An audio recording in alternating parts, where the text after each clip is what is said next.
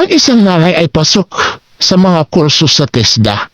Kaya ng housekeeping at pati na veterinaryo, pinapasok niya pag-aalaga ng hayop.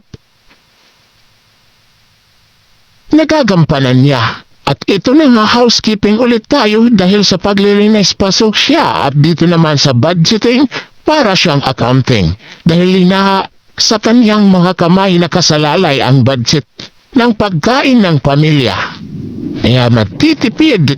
Ito na siya, hahanapin kung saan kakasya ang budget na daladala niya.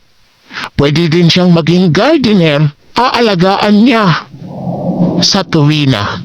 At ito na nga sumaydan pa sa pagiging electrician ng isang ina, nagkukumpuni ng mga punding ilaw para lang sa kanyang pamilya.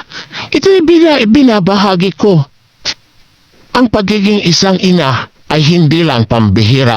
Nasa kanya ang lahat ng pagmamahal para sa pamilya.